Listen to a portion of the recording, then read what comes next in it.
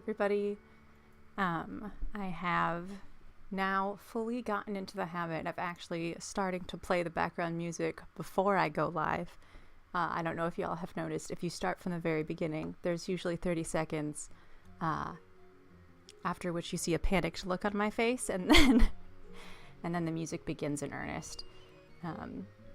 But today we are listening to some delightful Kirby music. There was a Nintendo Direct last week that showed some absolutely wild gameplay from the upcoming Kirby game, Kirby and the Forgotten Lands. And it delighted me so. It has weirded out many people, which is understandable, but I loved it, and so that is what we are listening to today. This is my little setup from posting, but I did want to show you last week on Janity's Crafting Corner. We made some Encanto characters. I think these are my two favorites, although Luisa is my favorite character. These are my two favorite plushies. This is how Dolores Madrigal turned out. The little red bow is very cute. This took a very long time in real stream time. But I love the way the bow turned out. I love the way the hair turned out.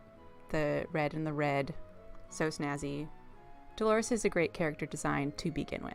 So, thank you, Emmy. And thank you for joining. Our little prompt for the day is favorite flag. So if you have one, do tell. And thank you for saying little Bruno is cute. I like to think so myself.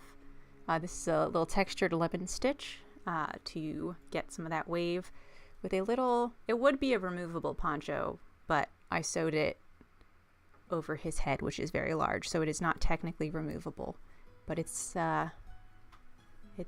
just on top of him.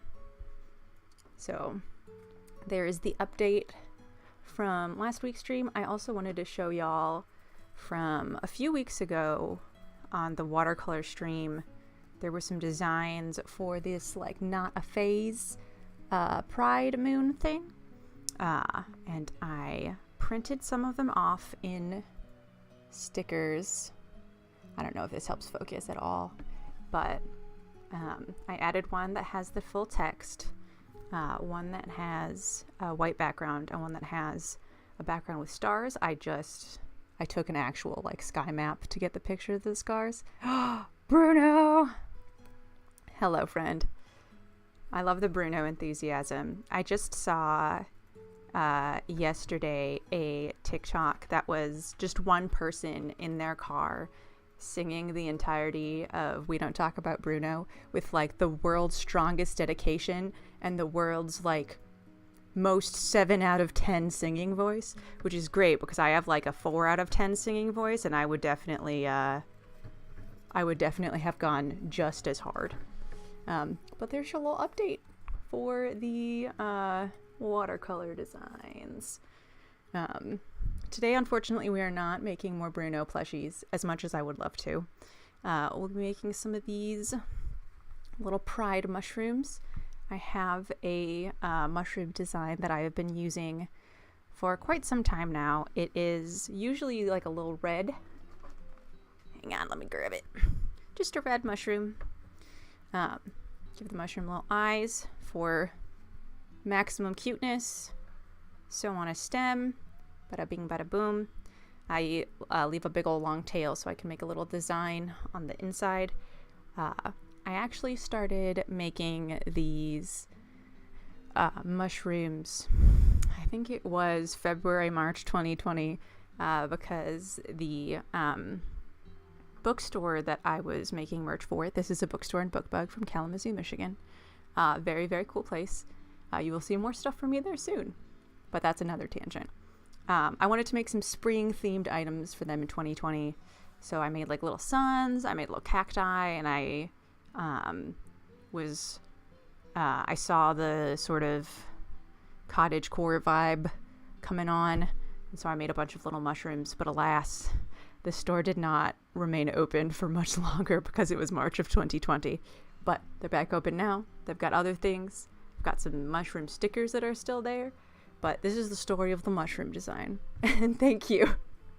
I'm glad you find them adorable. It took a little bit of iterating to get to like this little like bulb with a flare, and to have it actually be something that like sews. I call this the hat, even though I know it's technically like the cap and the stem.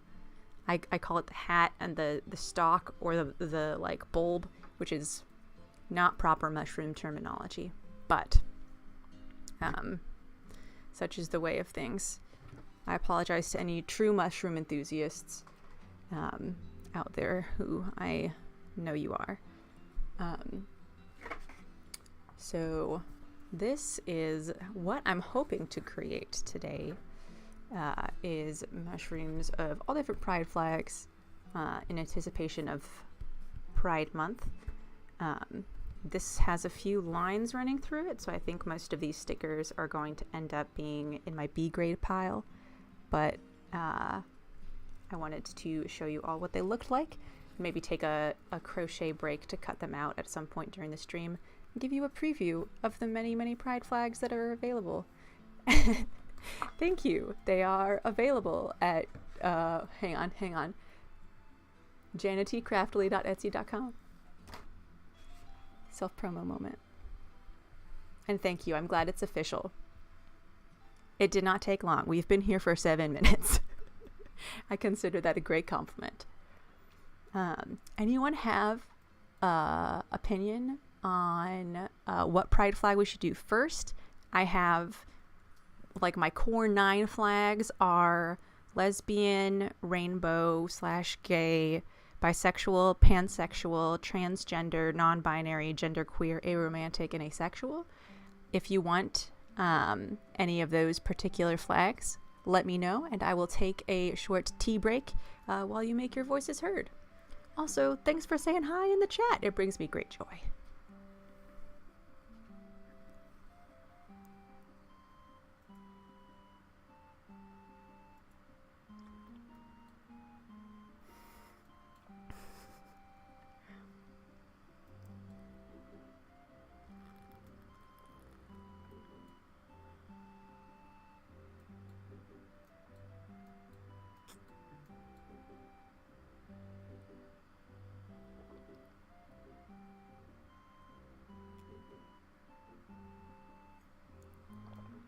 This is, I really should say a drink break because it's not tea every week, but this week it is.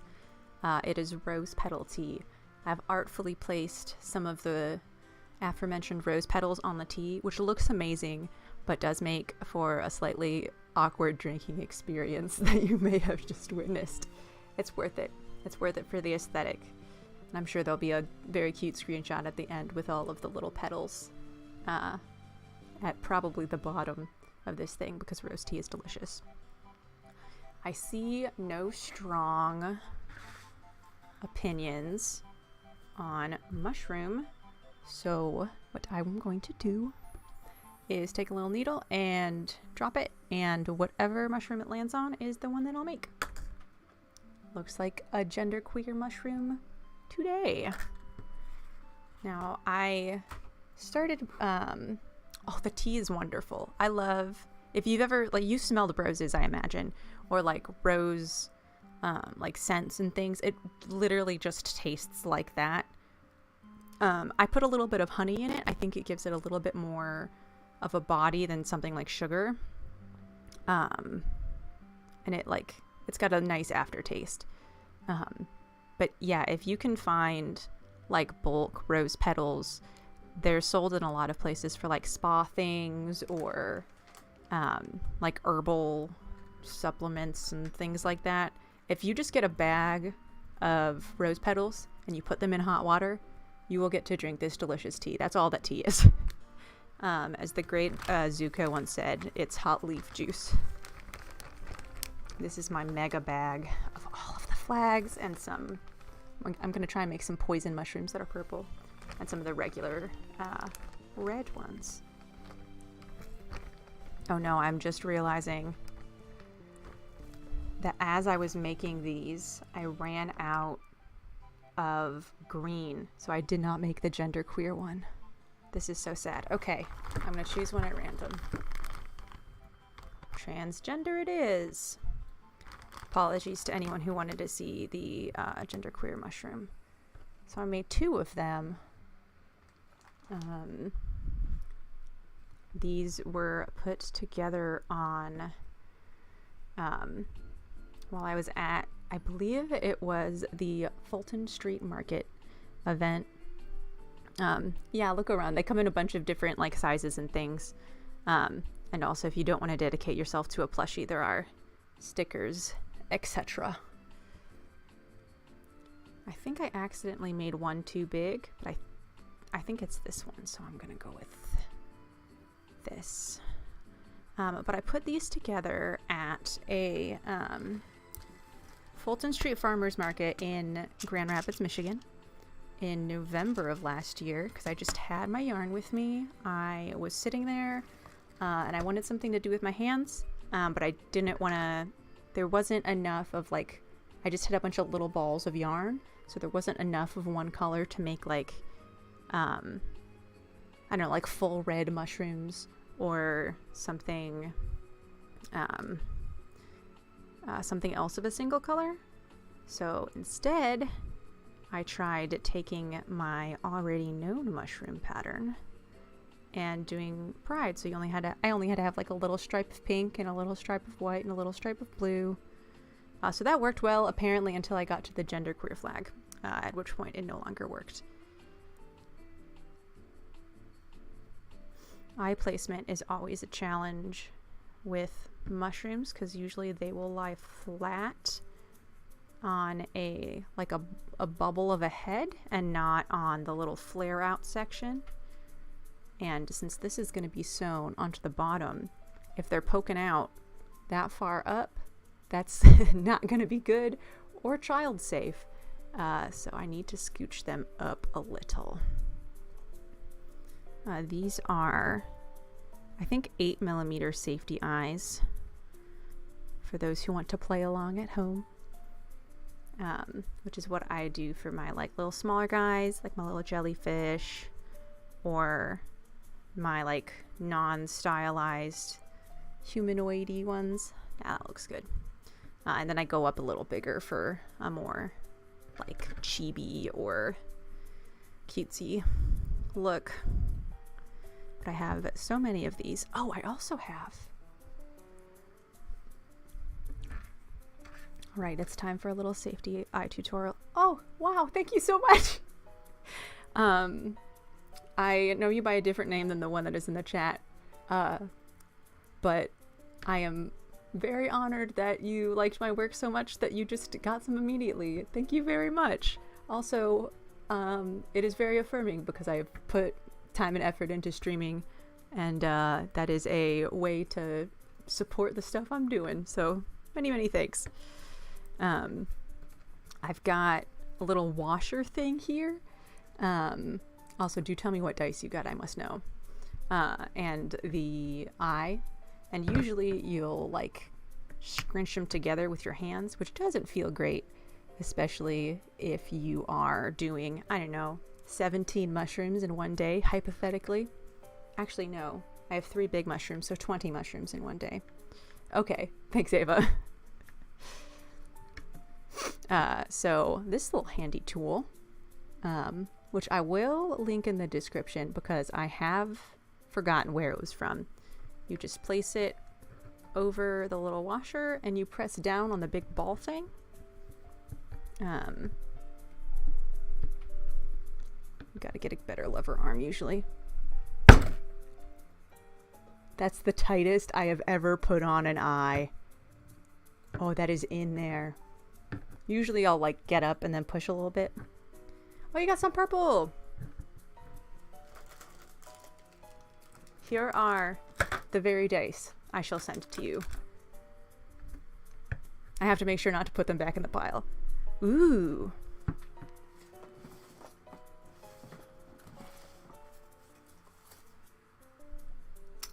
I can put them back in the pile. I'll put them in the elixir jar first. 20, 12, 10, 10, 8, 6, 4. All right. There are Ava's dice.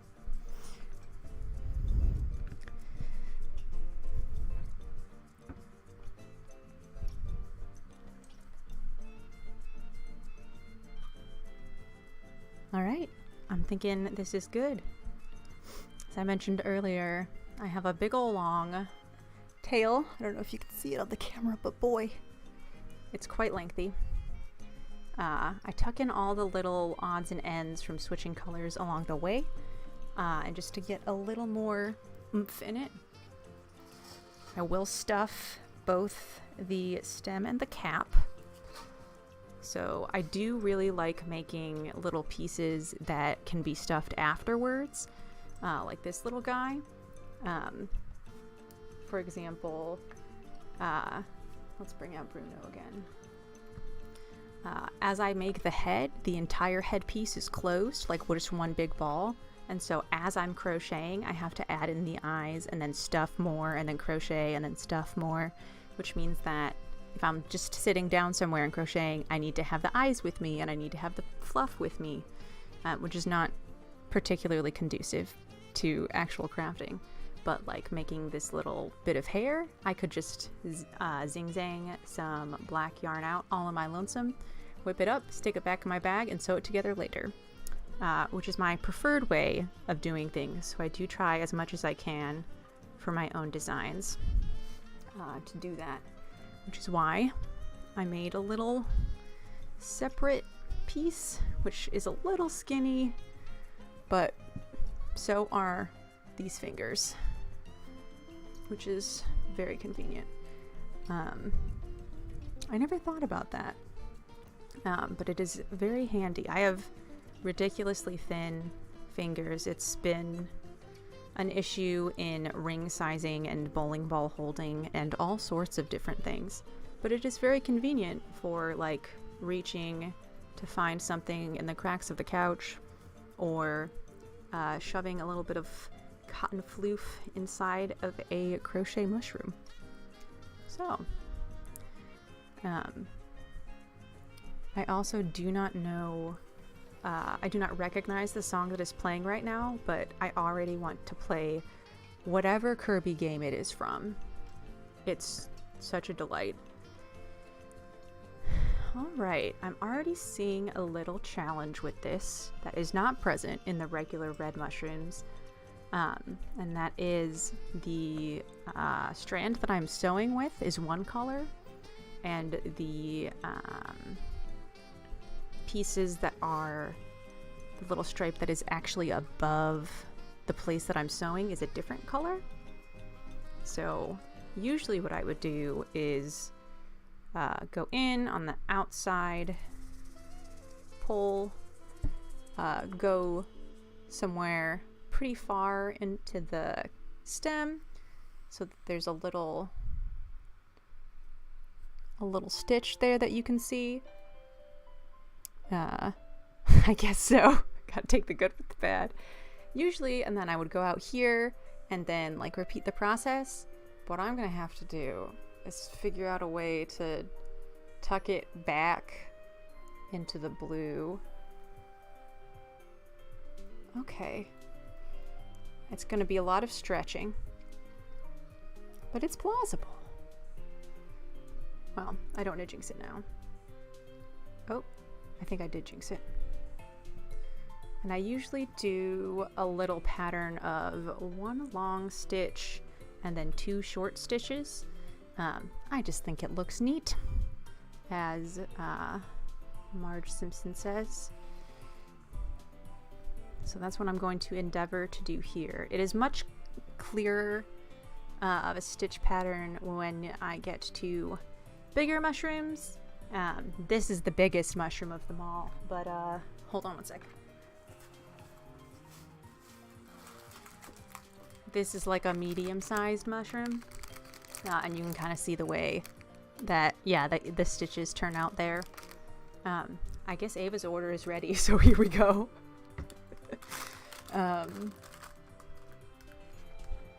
But with limited space and quantized stitches, that's the most science-y way to possibly talk about discrete lengths of stitch, but that's what they are. It gets a little tough to really distinguish the stitch lengths, but I do my darndest. So we got a long, short, short, long, short, short. All is well on the pink front.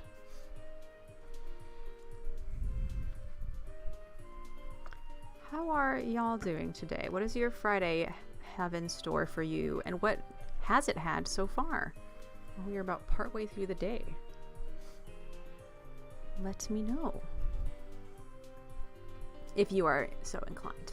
There is never any pressure.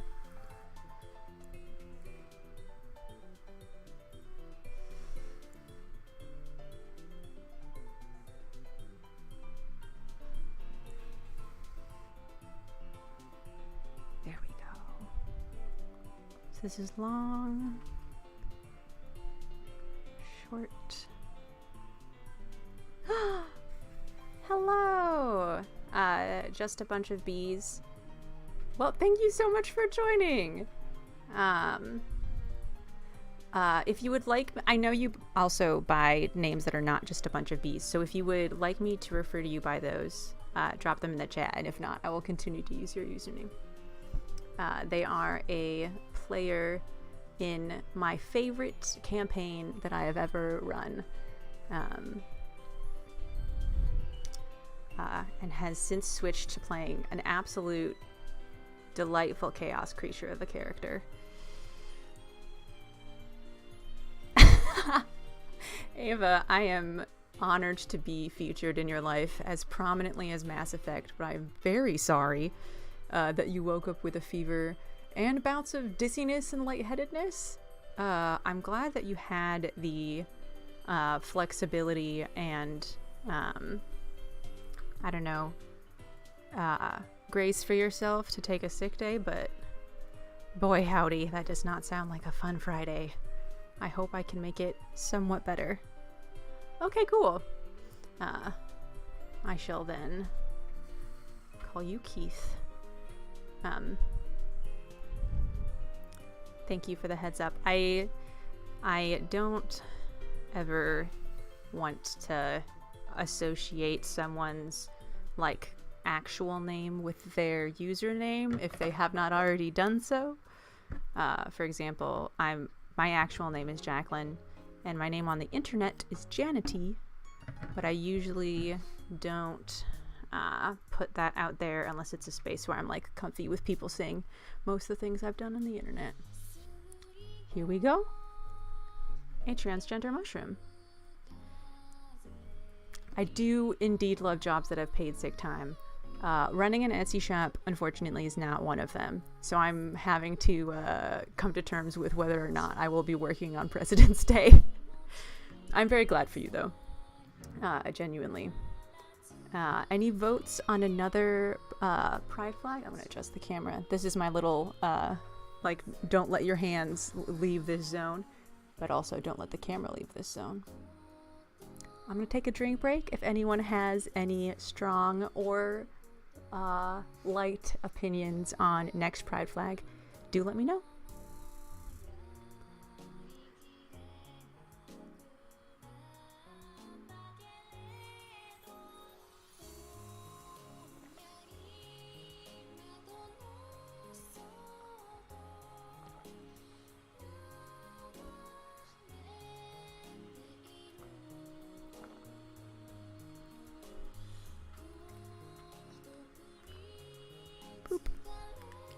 Alright, I do not see strong or light opinions, so I will do ye old reach into the bag and grab one method.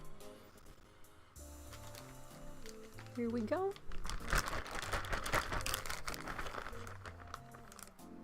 Ah! It's just a red one. Pride, pride, pride, pride. Bisexual! Let's go. So I think what I'll do is, I have some of the bigger ones as well, is I'll do the bigger ones right after doing the smaller ones, so they have a little buddy. For the longest time, I had all of my bi pride flags upside down. Normally it is the pink, purple, blue, but I had them all as blue, purple, pink, which no one pointed out to me, which is totally fine. But I just was looking at a bi flag one day and I was like, that looks upside down. And then I Googled it, and then I consulted the fact that I was definitely not putting it the right way.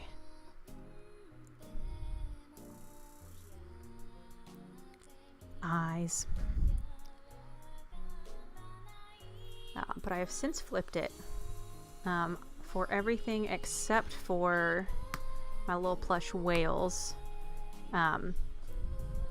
The reality of the whales is that if I had the little front snout bit of the whales be the top of the flag, it would mean that the asexuals would have a black yarn snout with black eyes, which is hard to distinguish. So I just have them the other way around. And it looks like I knew what I was doing the whole time. Except for if I tell multiple people on a public stream that I didn't. That might make it so that I didn't look like I knew what I was doing.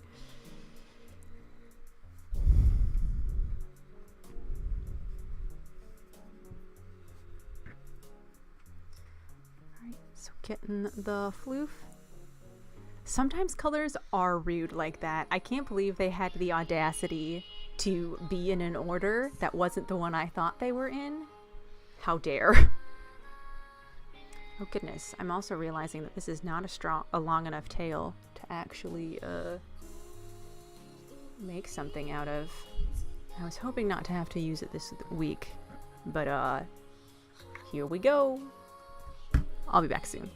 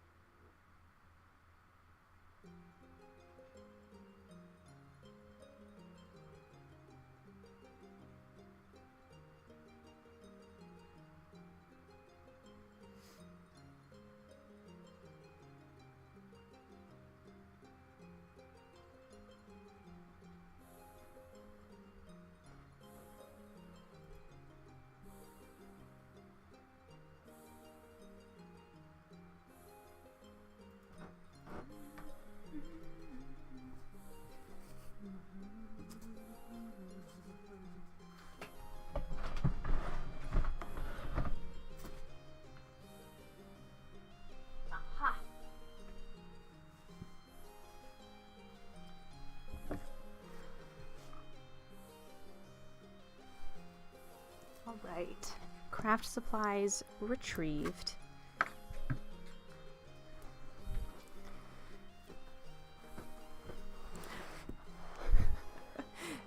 I like that idea, Ava. I was right the whole time. In my soul, I knew.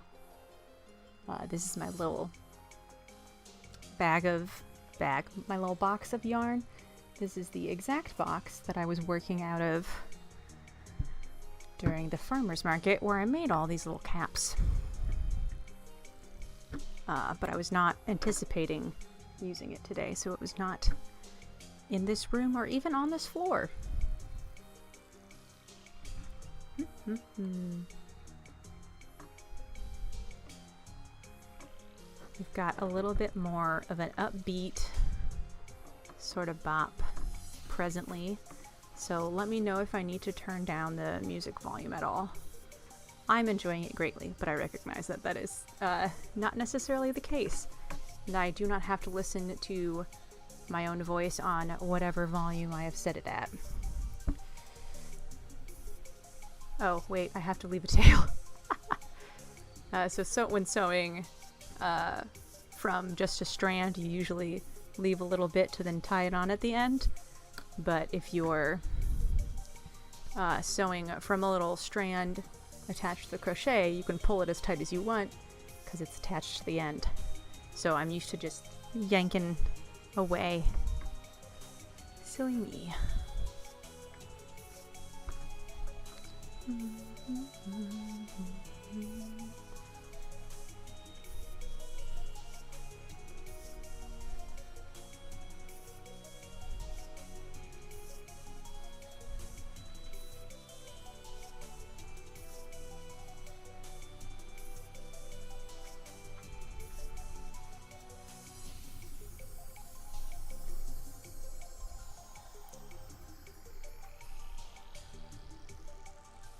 It does feel slightly unnatural to be sewing a mushroom pattern that I'm very familiar with using yarn that is blue, because as it was pointed out in the Percy Jackson series, among other places, that most food and plants are colors other than blue.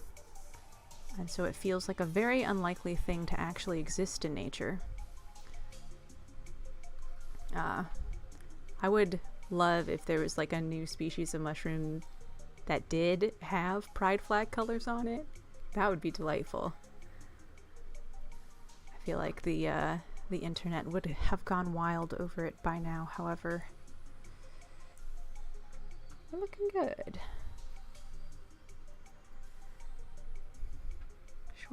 Short, and long is our little pattern.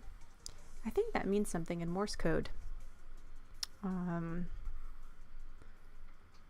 think it's a consonant. That doesn't really eliminate very much. Short. I'll just add 3 short since we're about to come up with a long. Do.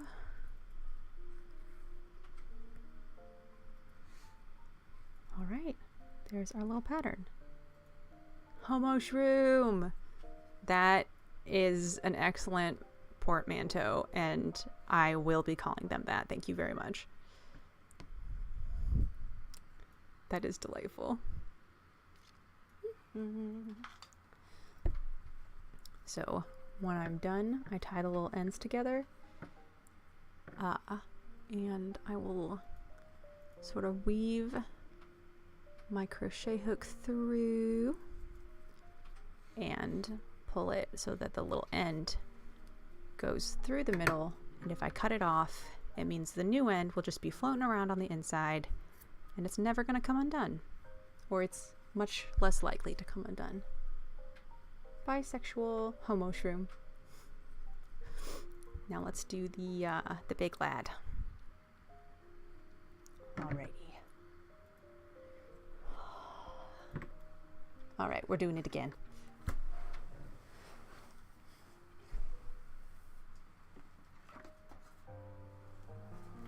But this time it was much shorter. This is my bucket of all the little yarn scraps. Like, here's from the bi, here's from the trans. They all go in here, and when I have occasion to use them, I will use them to stuff whatever project needs stuffing. So this big ol' bi cap is one of said projects. Boop. You can see a little bit of Dolores' hair from last week. It's like a like an archaeological dig through old projects. Oh, this is Tifa's hair. In it goes. I like to do this for multiple reasons. One, I feel less wasteful of all the yarn scraps, and I use less of my cotton stuffing, which does cost money and takes resources from the planet. But also, it's just very satisfying to watch the little jar or the little bucket just fill up. I used to collect the little tags from tea bags. Every time I would drink a cup of tea, I would just stick the tag in my pocket. This is way too short. Oh no, wait, I don't need this one. That's okay. I used to take the tea tags, put them in my pockets, and I just had like a bunch of jars in my room, and I would slowly fill up the jars with all the tea that I drank. And I did it for 4 years of college. And then I was like, I don't know what to do with these. I'll make a collage. And I never did, but I still have the tags.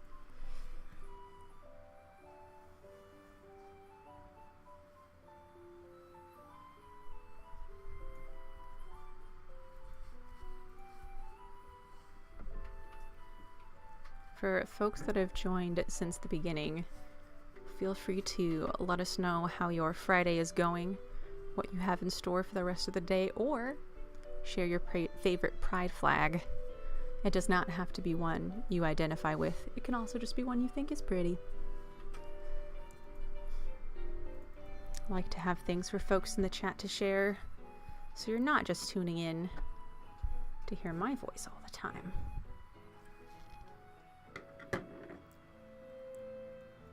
Oh. Drink break.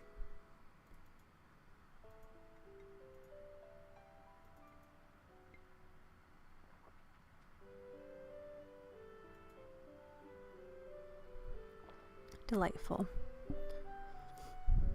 And I did say drink break that time instead of tea break, both of which would have been accurate today, but not last week when I said tea bag. Ooh, Keith suggests putting the tea bag tags with some watercolors. That could be really neat. Ooh, what kind of image could be made with it though? I'm thinking like maybe the tags are foreground and the watercolors are background. Like the tags are like a very large bird and the watercolor is the sky or something. Ooh, the possibilities. Also, excuse my rough handling of this rather hefty yarn. It is, unfortunately, how that needs to go. I'm going to boost myself up a little bit.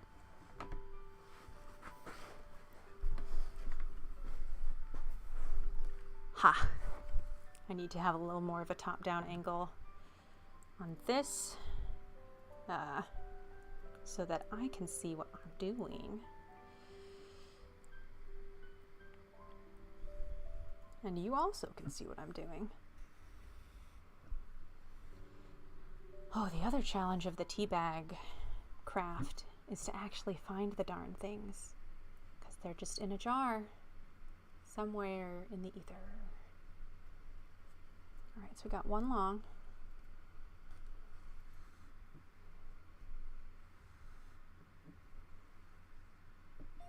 Okay. When you're sewing things together like this and you haven't pinned them, it means that however you're like holding them with your hands or whatnot, you need to constantly be readjusting, or else it will end up in a very wonky spot. Hypothetically, I definitely haven't made this mistake before. Slashes.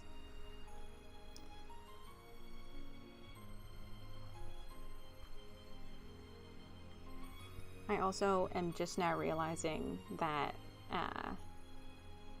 Keith, your username has a G at the end, and you weren't just typing G at the beginning of each of your messages. Oh man. Good work, me.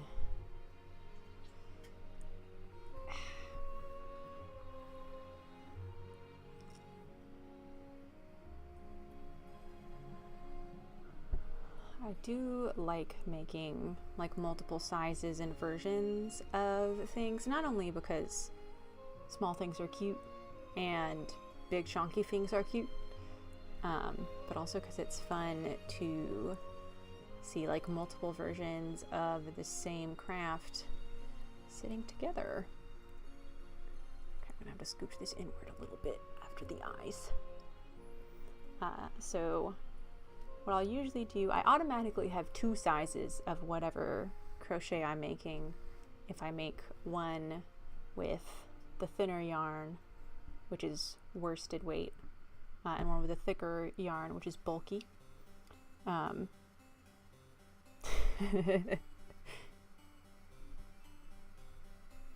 And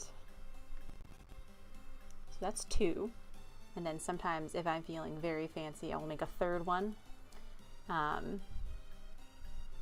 Usually the 3rd one will be like the smallest one. So like this is the 3rd one. It is its own design. And the pattern for this big one is the same as the medium-sized one, but with a different yarn.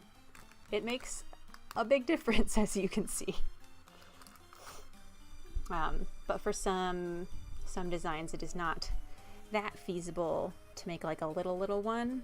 Like this is as small as I would let a Dolores go, because otherwise the detail would just be very finicky, and it would not be less expensive for me to put up on my shop. It would probably be about the same for less material, and that feels a little weird to charge people, so I just don't. So there's your inside look at crochet plush sizing. I'm sure that's what you came here for today. I'm not sure what you came here for today. If you came here for something in particular, let me know so that I may do my best to include it as part of the experience. All right. I'm pulling it a little bit as I go.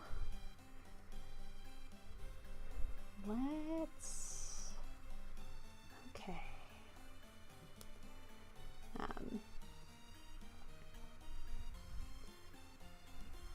I've also found recently, as I was scrolling through the old Pinterest, a technique for triple looping a worsted weight, like a smaller yarn, to make it approximately the same thickness as a bulky weight or a thicker yarn. So I've been experimenting with that a little bit. I did some math, and it costs slightly less in terms of buying materials to make, you know, the same object. And so I love spending less money on craft supplies. And also it means that the colors match up exactly. Like you'll see that this is not, like this is a slightly lighter pink, and this is a slightly brighter purple, and this is a slightly darker blue as a side-by-side. But if I had just triple looped these, they would be, of course, the exact same color. So that is a draw. However, the looping you have to do as you go, which is a little on the annoying side, but also kind of fun at the same time, like much of crafting. Oh dear. All right, there's got to be more stretching.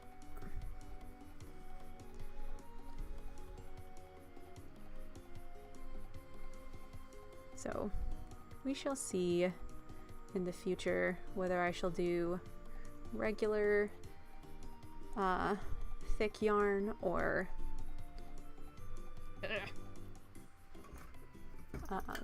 triple stranded thick yarn. I'm also hunching over a little bit to try and speak into the microphone. Oh, this does not want to. There we go. So let me know if my voice is or isn't coming through, please. I will get back to my regular spot in just a second when I have finished sewing this beautiful mushroom. I can see now also that the little rose petals in my tea have started to cling to the sides, which is kind of cute, actually. It looks very, oh dear. Yeah, I usually have pliers on hand for jewelry projects, but they also are super helpful in not having to grip with a fist of iron on your needle. Because when you take an already thick yarn and then you double it over, sometimes it's hard to pull through the tiny little spaces you need to pull it through.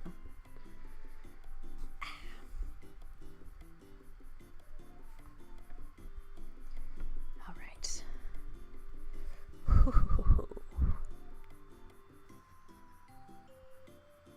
Beautiful. And this will go back in the scrap bucket. One moment. Whew, that's better. Scrap bucket does sound like a cool farmer term. It is just a bucket with little bits of yarn in it. Here is our big ol' mushroom. Look at it go. I do like the chonky ones. Whee! These eyes are bigger, and I did put them on ahead of time because the big ones are a little bit of a pain in the patootie.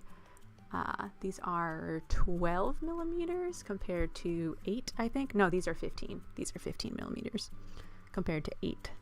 But look at them. A big lad and a small lad. Look at them go. All right. I think now is a good moment to bust out the stickers because we're about halfway through. I make digital watercolor designs of my most favorite / most popular plushies. Most of the popular plushies are my favorites. I think the only exception at this point is Baby Yoda, because I've seen too much of that little guy. I'm done. But the people love him, so I'm not that done. So I made a design for the regular red one that I make stickers out of. This is a sticker paper that I've printed it out on. But then during my digital watercolor stream a few weeks back, it's still archived on this channel somewhere, I added some pride colors to the design, and I think they look pretty neat. So I will give my hands a little bit of variety. I mentioned this before. I'm not sure how well it shows up, but there are some printing streaks on here. So what is probably going to happen is a lot of these will end up in my bucket of B grade stickers. If y'all have ideas of what to do with B grade stickers, I would love that, because I have a lot, because I don't like to just throw them away. I don't want to sell them, obviously, because they're not as good as my regular stickers. But I also feel weird doing like a giveaway of like, here are my leftovers, you know? I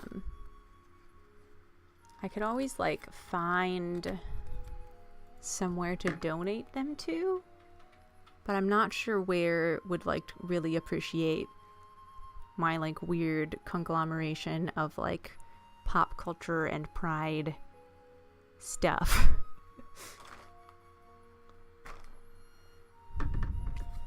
So I shall have to ponder where the B grades will go.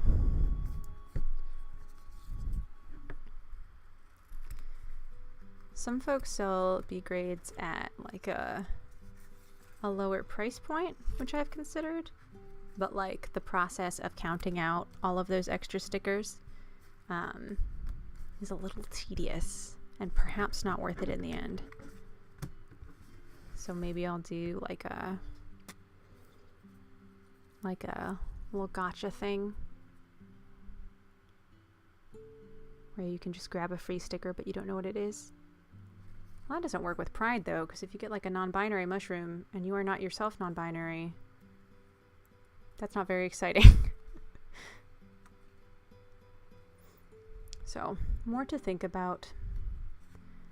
These, as I'm cutting them, I usually cut about 1/2 centimeter away from the border of the design, because that is a little more feasible than cutting right up against the edge of like the black border.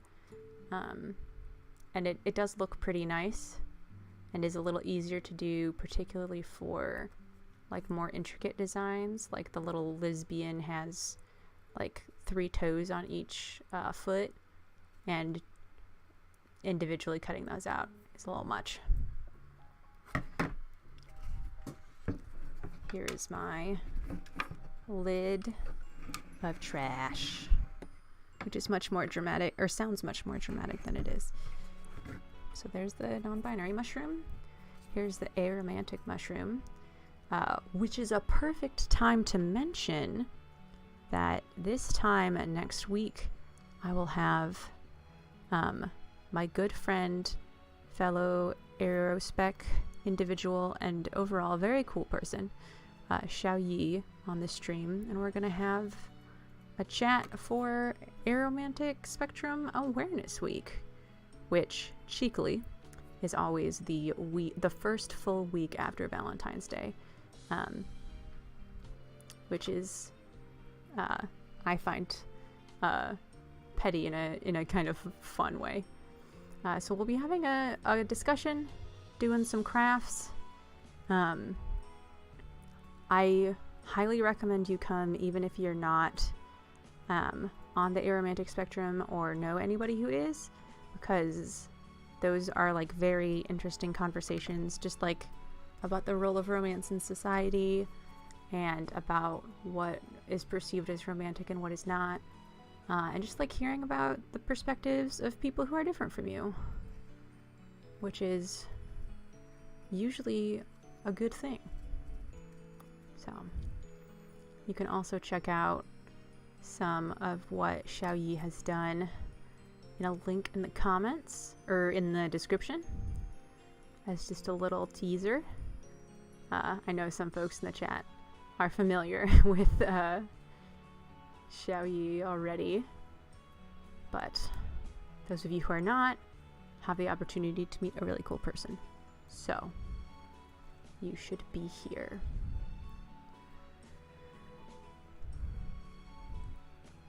Here's the asexual pride mushroom.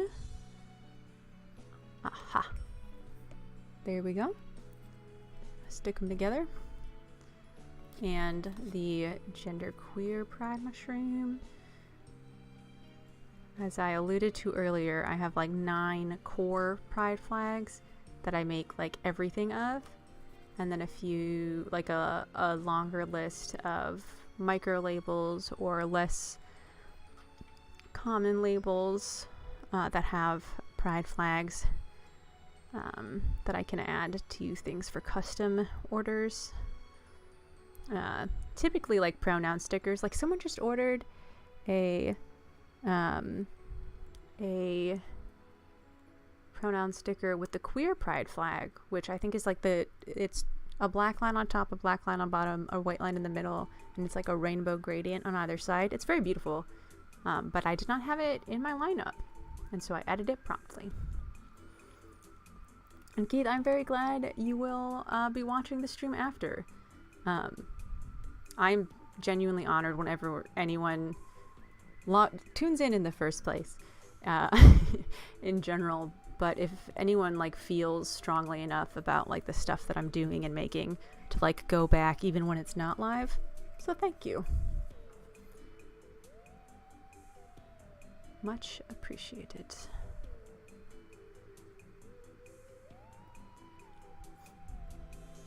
Here's a fun fact about my digital watercolor is that the colors that I use for the pride flags are actually, and everything else, but particularly for the pride flags, are taken from the yarn itself. I took a bunch of pictures, looked at the photos, took the hex code, and put them in the program, and so they are as close as they're gonna be, because I like things matching. It's satisfying. Plus, I had to choose a color somehow. And clicking at random until it looked nice just broke my brain. That did not feel correct.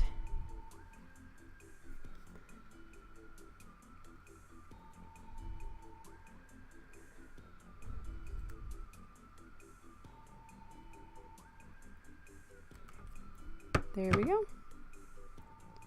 Transgender mushroom sticker. An unintentional consequence of this little like scrap catcher is that there's visual contrast between the white of the sticker paper that I'm cutting and the background. So that's pretty neat. This paper is vinyl, so it's like I think water resistant is the term that is used. And then I can put whatever design is printable on it, and if I cut out the design, the sticker will be whatever shape I cut. The biggest downside of this is the sheer time it takes to cut everything out, as opposed to like batch ordering them from a sticker company. But I really do want to preserve like the handmade vibe, and so that's what I do. The second biggest issue is that it doesn't have those like little lines in the back that you can like fold and then it will pop up so that you can very easily remove it. I was at the Grand Rapids Comic-Con last year and I had multiple people come back and be like, can you please take off the back for this sticker? I don't have any fingernails. And so I did. So it's possible if you have a tool, but not everyone has a tool at the exact time they want to stick something. Stick a sticker on something? I think that's what I was trying to say. I know that some makers have invested in a Cricut machine, which does like, it's basically like the same sort of programming as a 3D printer, except instead of printing, it just cuts in the like exact outline that you want.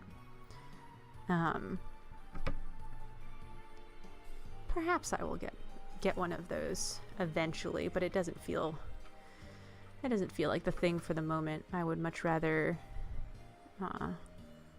invest in other stuff for the time being.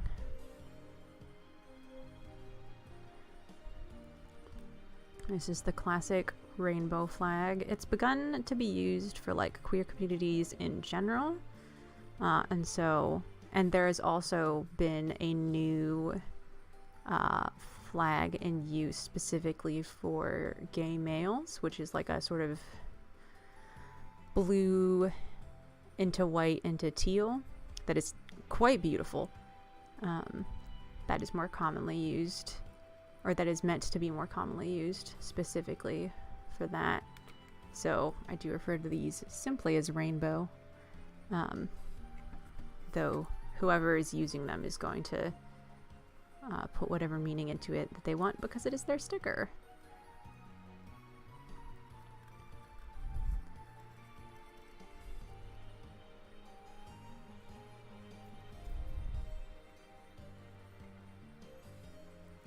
That's a nice little flare. I did spend about an hour yesterday cutting other stickers. I went to print a bunch at once to save time, because it's less expensive to print at a print shop than from my home printer, and it usually turns out a little better, with exceptions, obviously. So I just printed a whole bunch of them, which I then, of course, had to hand cut and sort in my little sticker sorting containers, which, I'm not gonna lie, very satisfying. I'm a big fan of organizing things.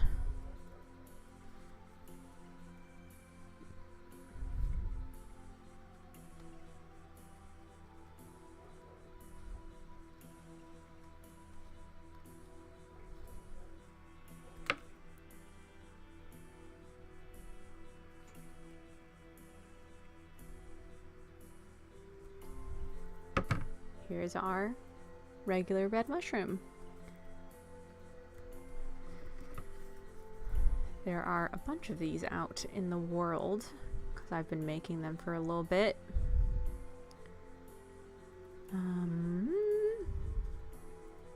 I particularly like the mushroom design. I probably should have shown it off earlier. but like it's very modular, so you can like print a whole bunch together. And it does not waste paper, which I always appreciate. I don't think there are any left at, this is a bookstore in Bookbug, but there were some mushrooms and some Mothman stickers over there yonder, as well as some dice. I usually don't do like wholesale or what is it, consignment or things like that, but I love that bookstore with my entire heart, and it is an honor to have my stuff there, so I will make a glorious exception. I also did work there for a time, so I'm biased. They're good folks over there. I'm hoping that one of these days I'll have like a little budget set aside for streams so that I can go to the bookstore and get a lovely drink from their cafe, table of contents, and that can be my drink of the day each stream. But that is a goal for future me. Alright, scrap lid away. Here is our wonderful array. We do not have one for this. We've already made this. We've already made this. So if you would like to let me know if you have a color scheme / pride flag you would like me to make next, let me know as I take a break for my hands and for sipping some rose tea.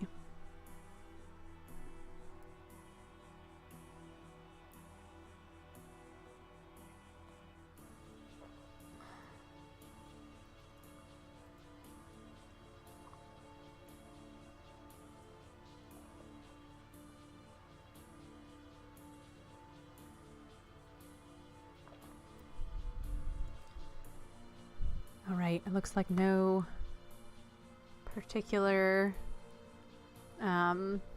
opinions is not what the word I'm looking for. No particular thoughts, but there is 1, 2, 3, 4, 5, 6 left, and I do have Ava's dice. Slightly used. 1. Alright. Here it is.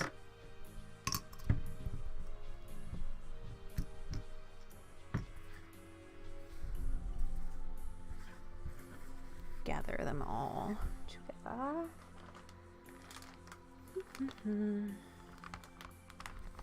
Oh, if I ran out of green, I also couldn't make the arrow one. I'm just now realizing.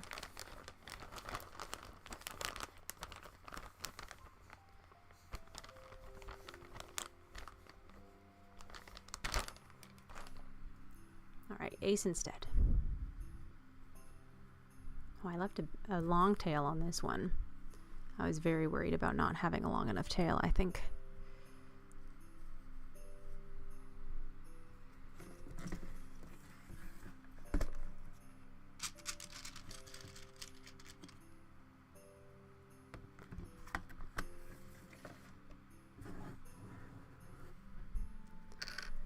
Here are the eyes. Boop. Boop. A friend. Look at them go.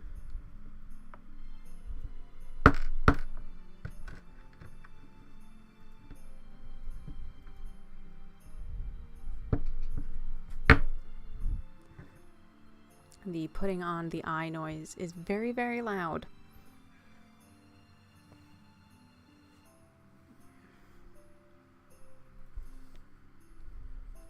I think I'm going to give my voice a little rest for the time being as I make this ace mushroom. So do not be alarmed. The sound is still on. I'm just taking a little break.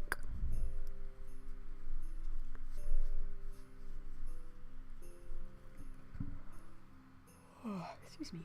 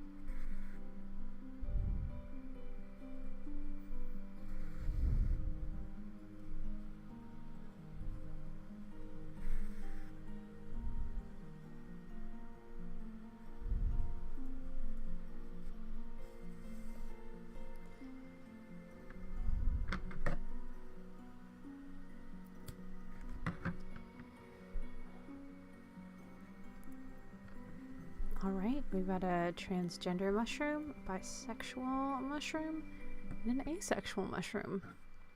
I think technically all physical mushrooms are asexual, but that is a different meaning of the word, as many asexual people can attest from obnoxious people.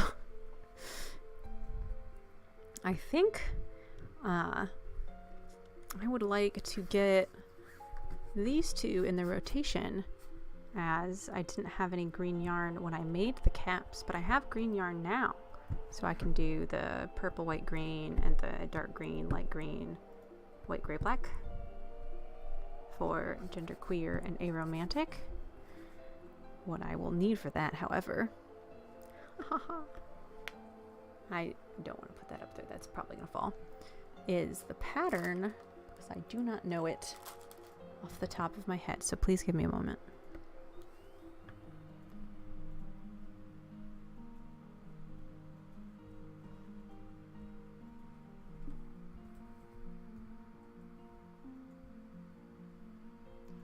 Oh, hold up. I might have a great idea.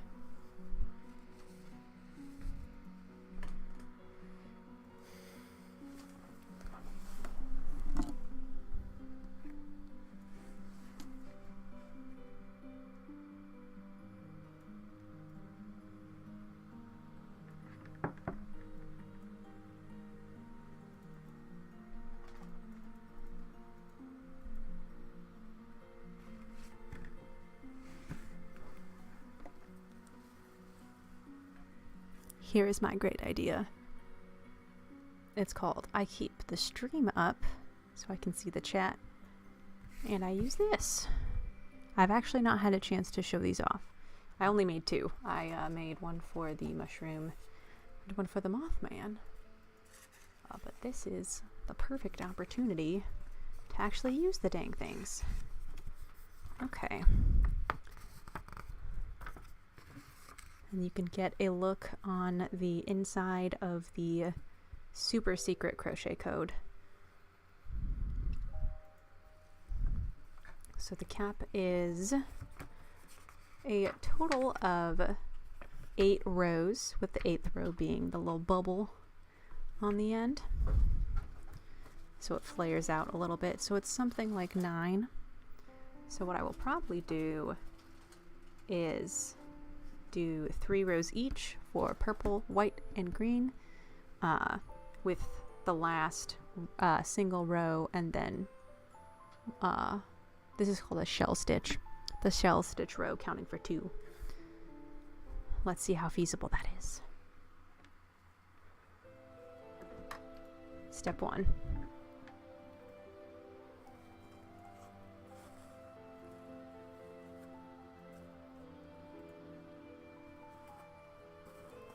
Step 2. Step 3. Oops. And step 4. There we go. So the top is purple. If you are interested in learning the secret crochet code, I will give you a little bit of insight. If not, you can just tune out. Each kind of stitch has a little abbreviation. So SC is single crochet, MR is magic ring, which you may have noticed that they have a tight little bundle on top and they kind of expand outward. And the tight little bundle is where you start, and you do that inside of a magic ring, which is a technique I do not know how to do. So I approximate it with 2 slip stitches, and it gets the job done. 1, 2, 3, 4, 5, 6. I'm gonna take a look. Okay, it might be difficult to tell on the back, but if you compare to something like this, where there's like a little chink where the color switches, that little chink comes from just going around and around and around and then switching when the time comes. and having a little smooth one where it's just stripe, stripe, stripe, stripe comes from doing it in rows rather than in the round. So I'm going to do that. It's not information that you particularly need to know, but I definitely need to know it because I'm making them right now. And then 6 increase is the next one.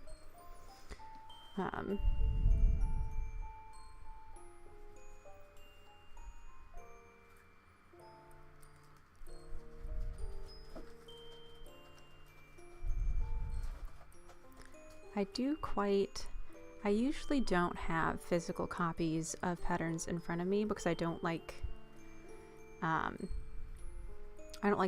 you know, using paper if I don't need to, but I do like working in something physical from something physical.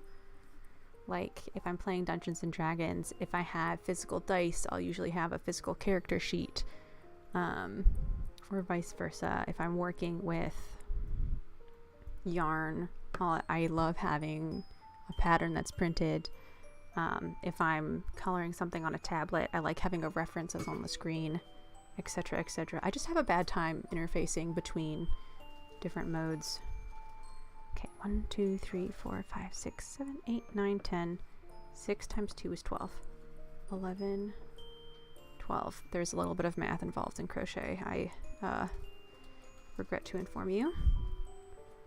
Add another row, 12 single crochet. 1, 2, 3, 4, 5, 6, 7, 8, 9, 10, 11, 12. And after that stitch, we've completed the third row. So I am going to switch from purple to white. I have 2 different shades of white, you may be able to tell. One's a little bit warmer, and one's a little bit brighter. I refer to them as warm white and bright white in my notes. I like using the warmer one for things like animals or like actual parts of plants, and I like using the bright white for things like clothing or pride flags or other like things that are artificial, or my creations that are representing things that are artificial. Like I just made a sorcerer character with a white floofy shirt with this yarn.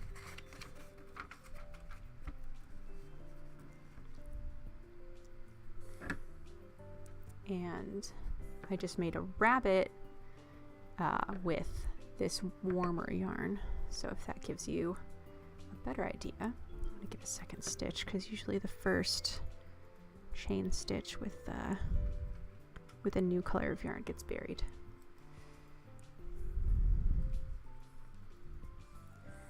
Something that I do sometimes instead of tying things in a knot is just tucking the 2 extra little strands under the stitch that I'm working with.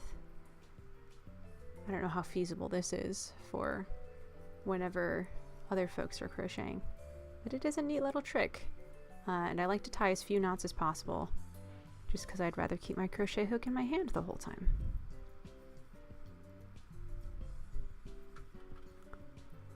Oh, this song is a bop. There is a link to the mix that I'm listening to in the description, and it also has artist credit for all of the musicians and remixers, and I believe it says what Kirby game the music is from, but I may be making that up. Okay, row 5 looks like a single crochet and then an increase. Those increases is where things start to flare from the little bubble at the top.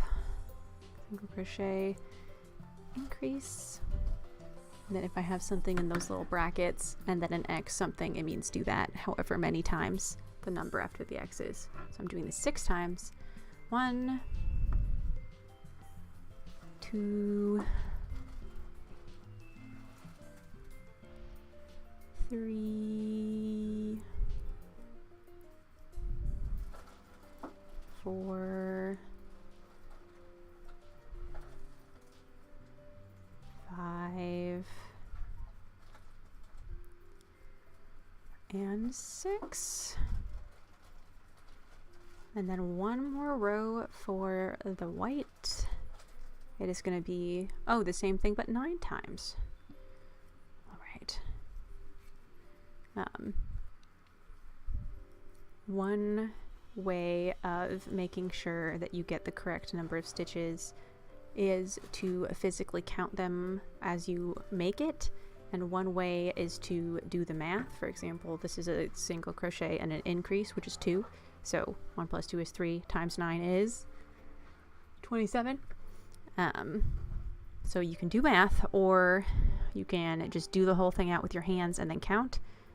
Before I publish a pattern, I'll usually do both, because I do not trust I do not trust my hands alone or my math alone, because I sometimes fudge both of those things, but it would be very unlikely that I would fudge both of them to the exact same number.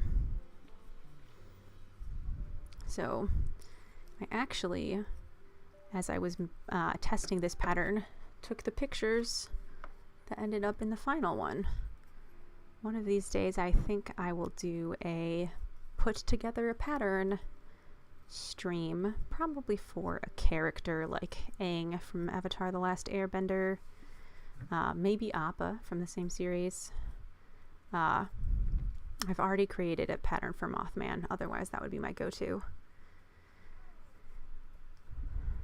So y'all can see what the whole dang process is, because it's all of these little things I never knew about. And I wouldn't have known to do them until I actually had to. Excellent news. We've got the purple, we've got the white.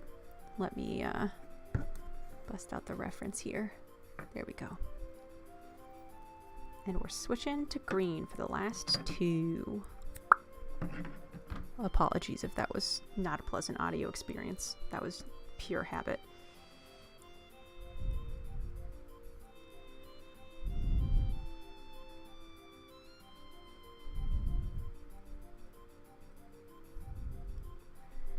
Alright, this is going to be just the single crochet stitch all around. So once I stop increasing, it flares out and then it kind of tucks in a little bit. As you can see on the end, the tucking in on this is the purple stripe at the bottom.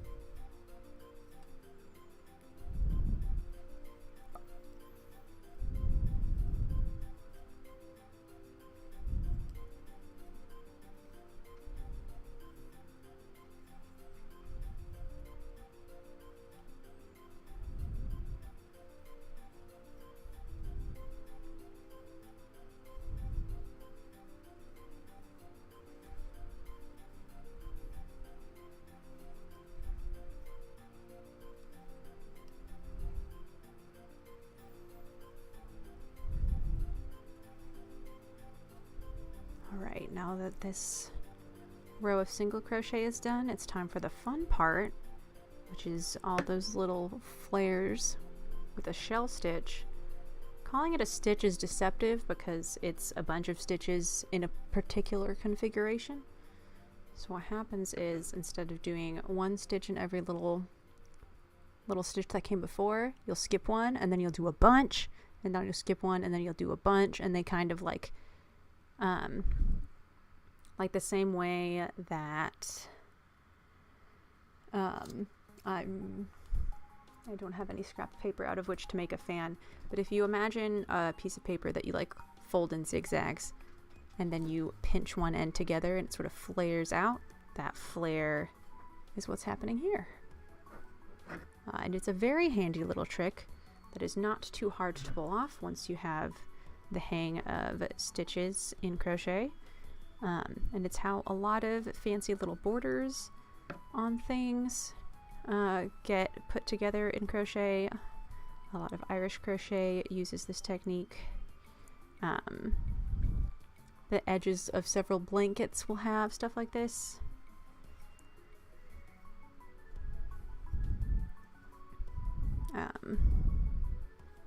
But it's also effective for making something that looks like the little ridges of a mushroom or the little ends of a wing.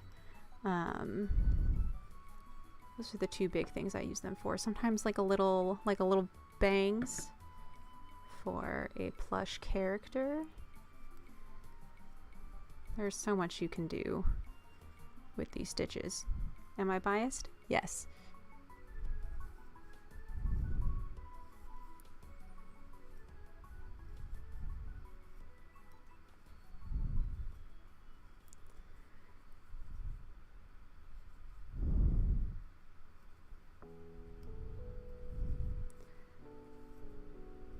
Can see him forming. Look at him go.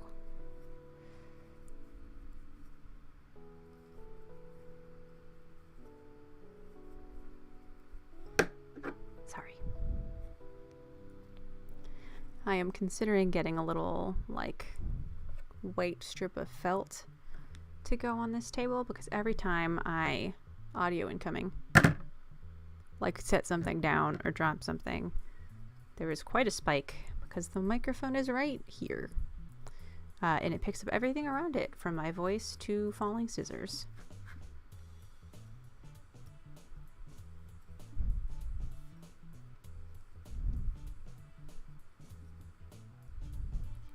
One, two, three, four, five, six. And I'll just add a seventh one for fun and profit. Just for fun, actually.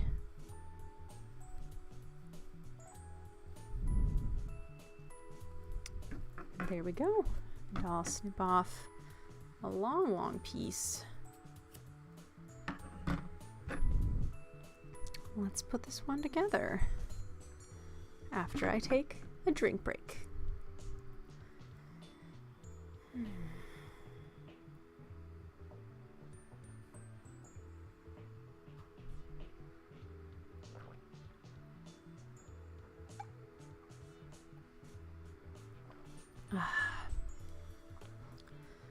One thing I will say about rose petal tea is that it's really yummy when it's hot, and it's also really yummy when it's cold.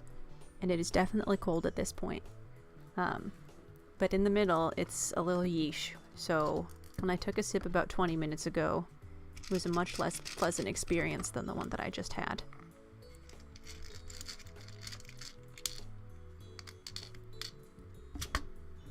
Eyes.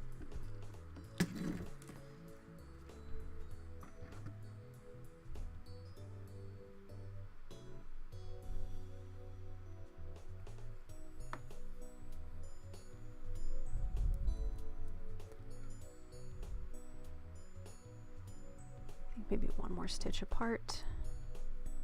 One more stitch apart sounds like a very dramatic novel.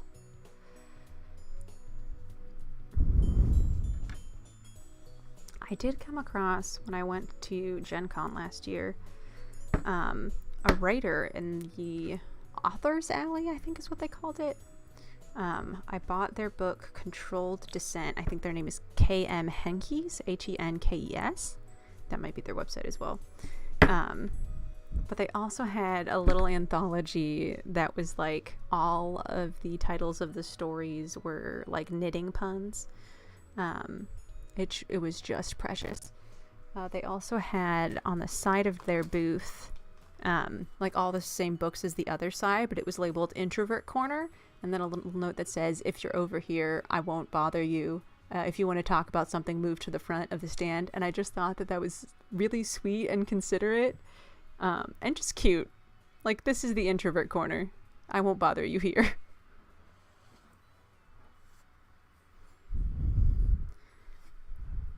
So I have considered doing that when I do in-person events. I think it would be fun. The only problem is, because I make plushies and don't write books, I will have a much harder time having one corner with all the stuff that I have. But it may be worth it for the introverts, which does include myself. Every time I go to an in-person event, the day before and the day after, it's like, no one talked to me. I'm gaining up energy. And then I get swept up in the wonder of talking to people who like my work and who share similar interests, and getting excited and sharing things with people and finding out who people will be gifting things to. And it's great. And then the next day I just take a whole big nap. The introvert corner should exist everywhere. I love it as a concept, particularly anytime someone's like, oh, if you don't want me to talk, just let me know. It's like, okay, so you want me to talk to you to say that I don't want to talk? Someone did not think this through.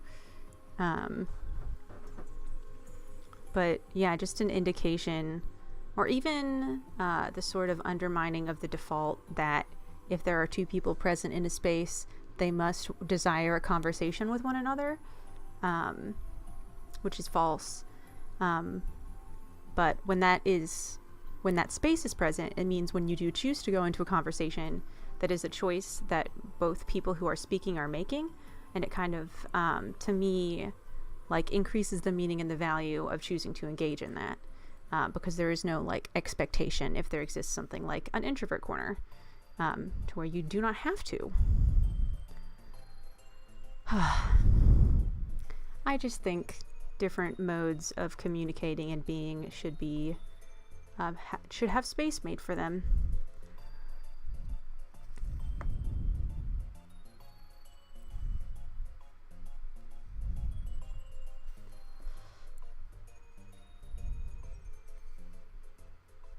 Maybe I could do a little badge. And they do always get mad when you don't want to talk. That's so true. Because you, in that situation, you've already got up the boldness to be like, actually, no thanks. Which is sometimes harder than just saying nothing. And then someone actively getting mad is like, oh, come on. I had a friend who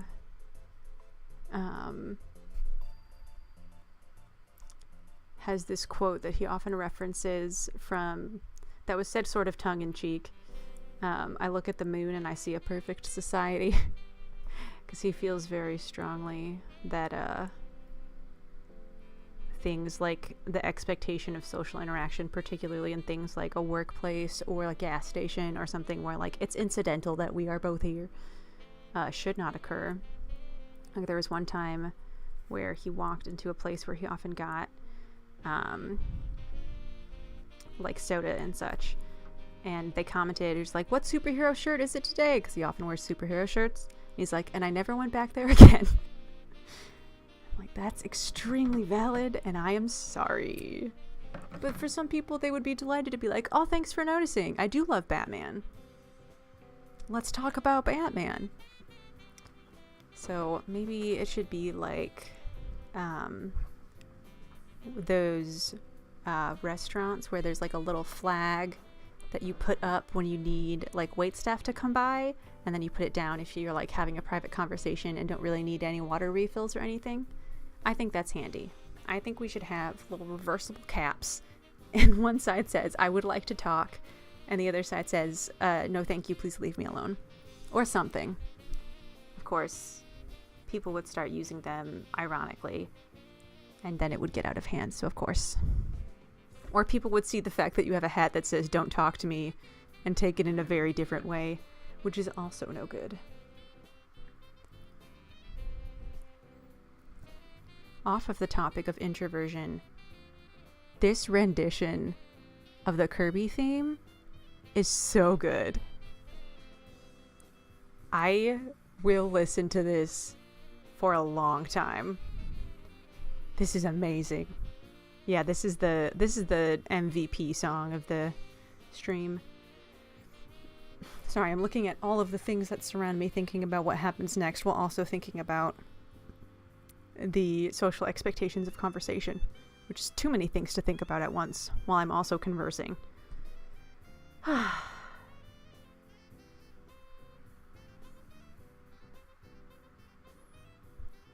think I'm going to do the non-binary mushroom so I can have a buddy. Another big small buddy. Here's the big non-binary mushroom. Boop, boop, boop. This is another case of trying to scoot the black eyes away from the black yarn so you can actually see them. I did get a bunch of blue, like cat eye looking eyes of this size, and a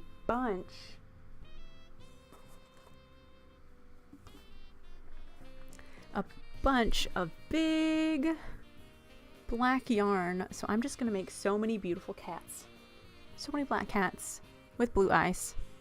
I also ordered green eyes, but they look more frog-like than cat-like. So I just make a bunch of frogs too.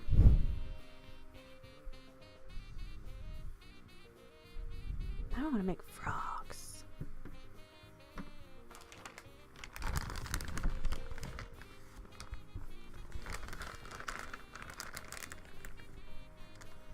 All right.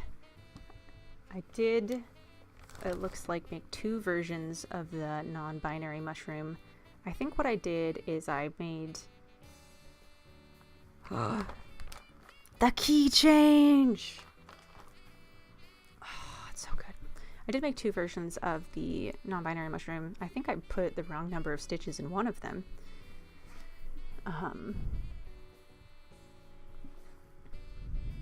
So I think I'm going to use one of them for scrap yarn stuffing and one of them as the actual. What I'm going to do is look at the asexual mushroom, because this looks pretty good, and then copy whatever I did with this one to be the one that I make for the official non-binary one. So it's 2, 2, 2, and 2. 1, 2, 3, 4, 5, 6, 7, 8. Okay. So 2, 2, 2, and 2. Oh, and this is 3, 2, 2, and 1. So this will matryoshka into this other one. And I will attempt to put eyes on. Also, hello to Baby Yoda. This is from DK Graham. On Instagram and elsewhere, they make yarn-based patterns. They just came up with Woolly Wonka, which was very cute. And yes, Keith, key changes are objectively the best part. They're so hype. There's a really cute little podcast I listen to called Wonderful, which is Griffin and Rachel McElroy. They're married to one another, talking about things they like. And it can be anything from like this specific television show to the idea of lunchboxes. And one week, Griffin brought key changes and just talked about his favorite key changes in songs and had some excellent examples. It was a very good episode. I do wish I could time travel so that I could put links to all of the things I end up talking about in the description, because I have completely forgotten all of the other things that I was like, oh, I'll put the link in the description later. But the podcast is called Wonderful with an exclamation point.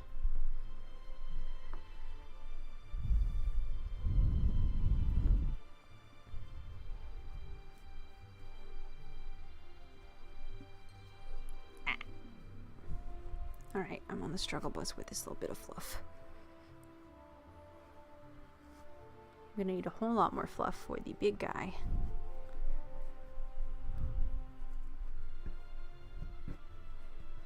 The big lad. The big friend.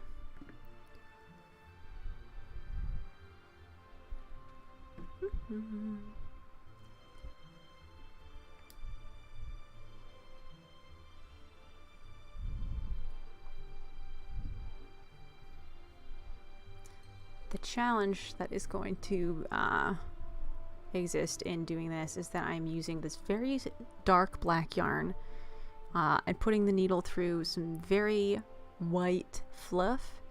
And so if any of the fluff gets caught in the needle or the yarn, it's going to show up very starkly on the black. So I'm going to have to keep an eye out for that and try to work around the fluff so that I don't catch any.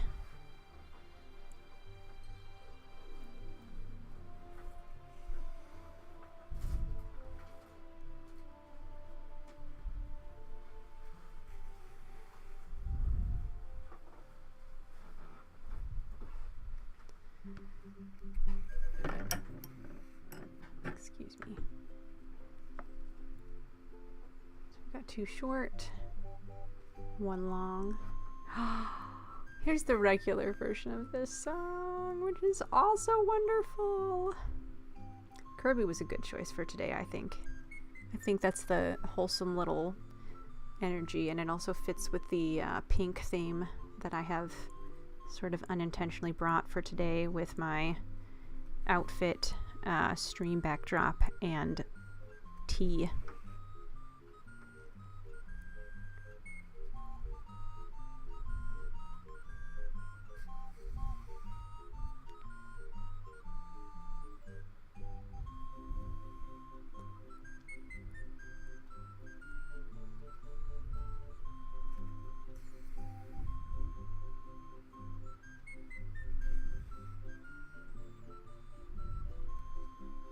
This makes me want to play Kirby in the Forgotten Land so badly, even though it has not yet been released.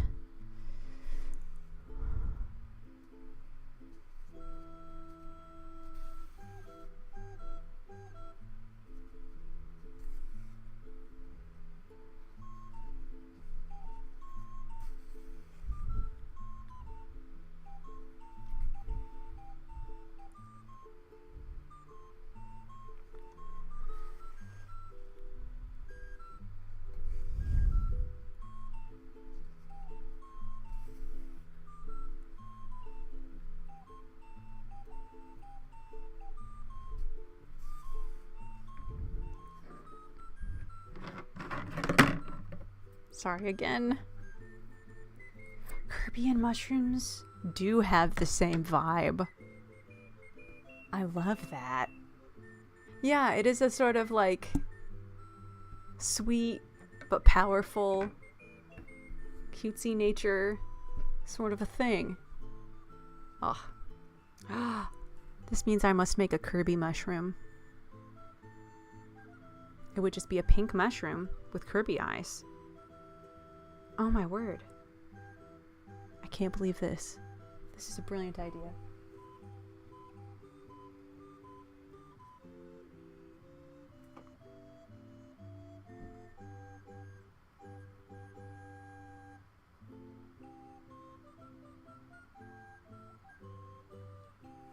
Okay, so I legitimately do happen to have Kirby eyes right here. Oops. This one's blank.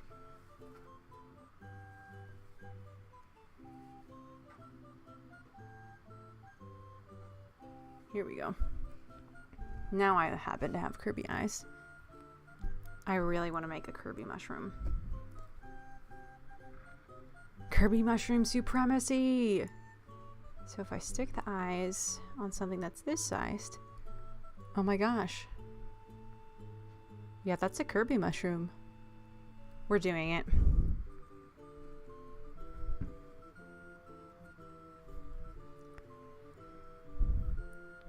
Alright, we got 15 minutes. That's mushroom time. I made these little guys for this friend. This friend, so they fit a little better on a bigger one, but that's okay.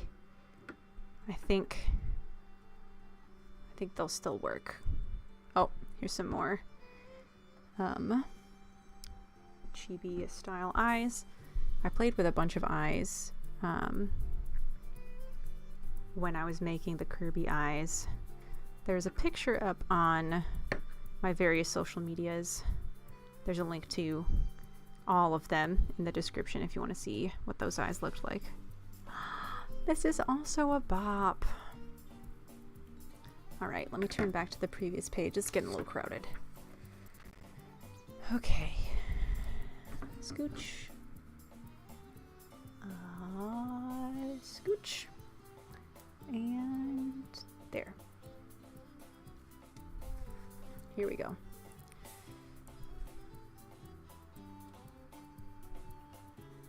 Back to the beginning. I am very glad for the existence of, for the future existence of Kirby Mushroom.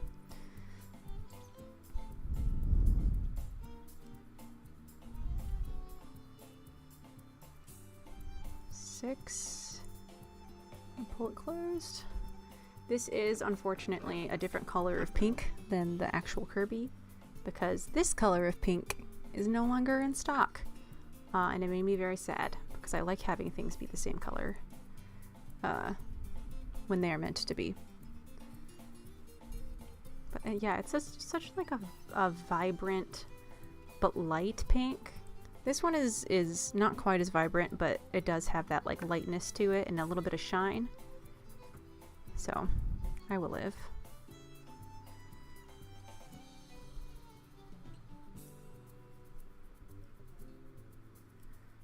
Alright, Kirby Mushroom. Let's go. I do very much like combining like multiple, I say multiple and then I held up two, usually two, little designs of things. Like I have a, it's under so many boxes, I'm not going to get it out, a axolotl that is in black with big red eyes, so it's like a Mothman / axolotl thing. Especially when the like iconography of one is like mainly a color scheme or like a color scheme with eyes, because then you can just have a good old time. And also, according to the new Nintendo Direct, Kirby can swallow and become the shape of pretty much anything. You've heard of cone, I think cone, ring, car, light bulb were some of them. Now it's mushroom. Kirby Mushroom.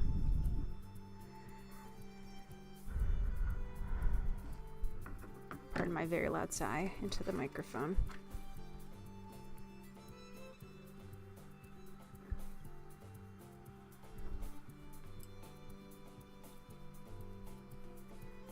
I do need to get myself a pop filter for one of them. 2,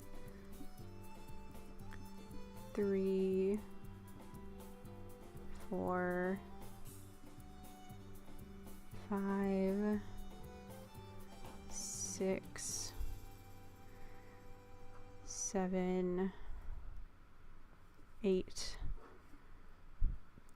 9, 10, 11, 12. Alright, now we get on to the fun part, which is floofing it out.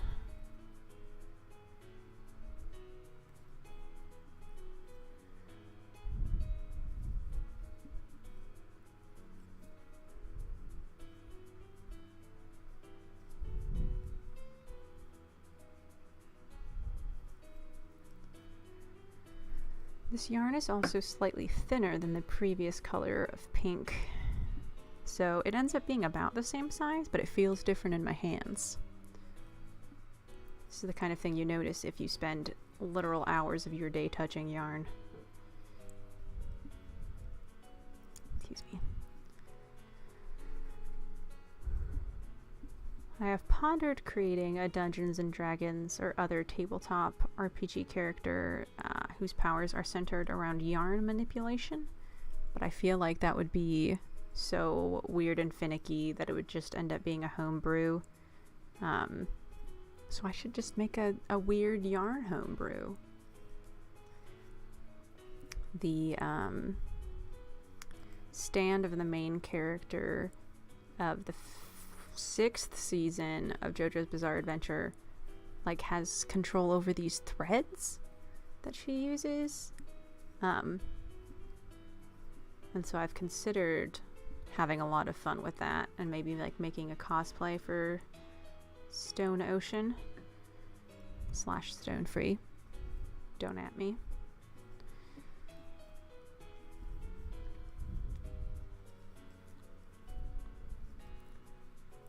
Who has like this really pretty blue, and I have so many different shades of pretty blue / teal yarns. I need to make a bunch of sea creatures with them one of these days.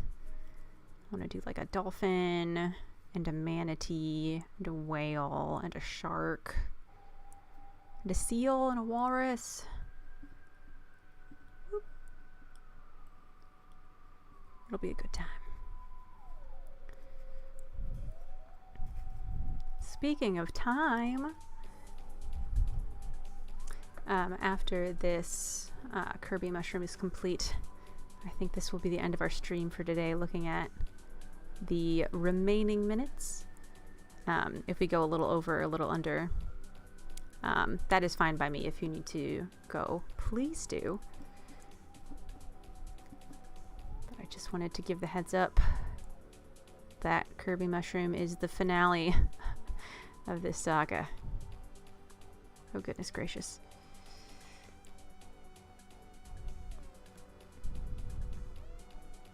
It seems fitting, I think. I don't know whether or not I want to put the little mouth on as well. Let me know if you think the mouth should go on the Kirby mushroom.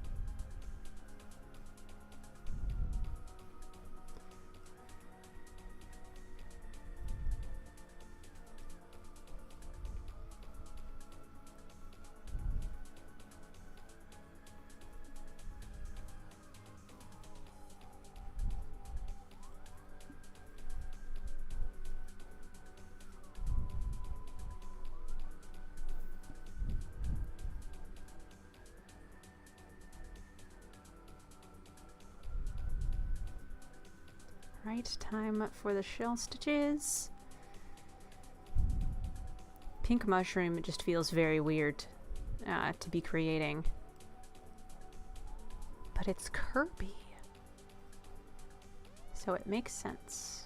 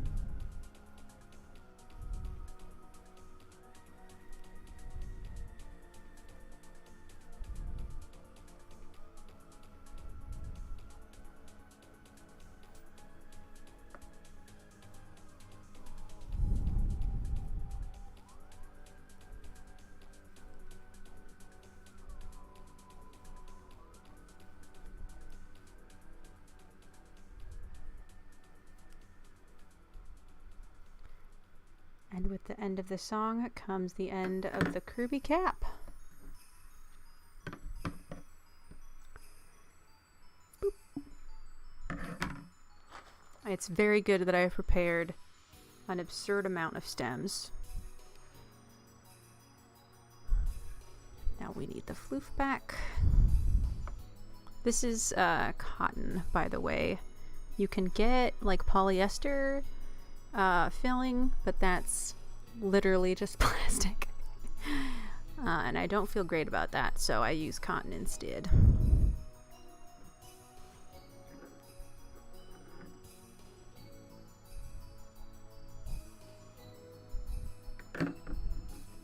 So I'm going to tuck this end inside. Oop. I'm going to tuck this end inside for real this time. There we go. And there it is. Oh, that's really cute. Not to toot my own keyboard.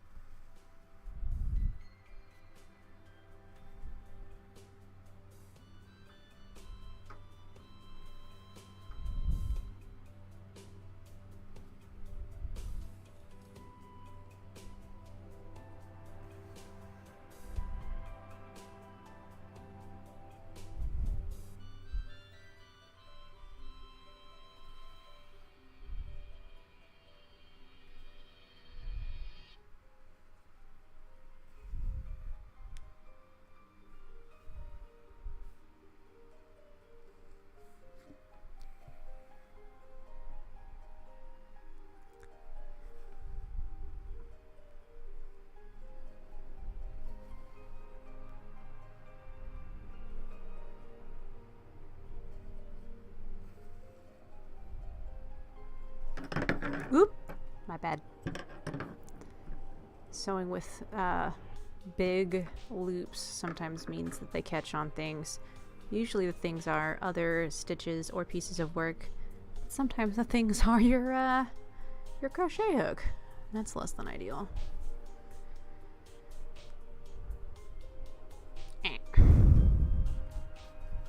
There we go. Alright, let's put on the eyes for the moment of truth where we see how much this Kirby mushroom actually looks like Kirby.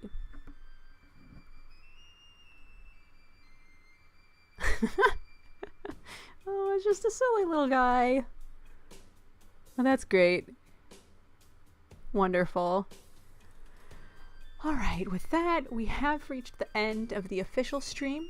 And we have a few minutes in which to do my favorite part when there is extra time, which is take a little screenshot with all that we've done. So artfully spreading some of the stickers out, bringing in many, many mushroom friends.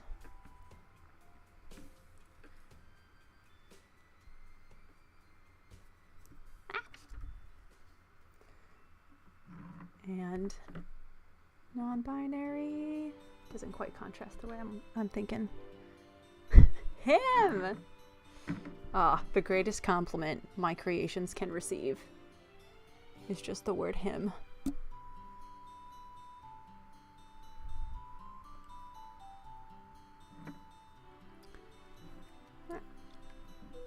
This looks properly artsy. I'm gonna nudge the T in there because it is still very... Oops. Well, some of it's very cute. Boop.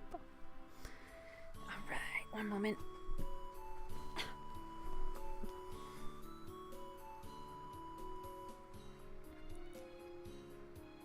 I actually might set this down and grab a bit of fluff wherever it may be. Yeah, that's fun. Alright, screenshot time. I have my little stream software open, so I'm going to take a screenshot, which will be the thumbnail. I do like that the Kirby is not in the thumbnail, so it's just like a little surprise for folks who come back and watch the whole thing, or for folks who tuned in live. Either one. Alright, this is my I'm pretending to work on things face. Alright, everybody smile!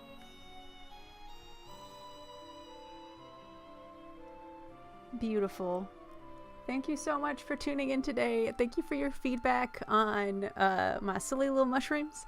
Thank you, Keith, for the idea for the Kirby mushroom, and Ava for liking the mushroom so much that you wanted one of your own. That is a great honor. I will see you all back next week for a special stream for Aromantic Spectrum Awareness Week. Xiaoyi will be joining. We'll be having a chat and doing some crafts. I hope to see you all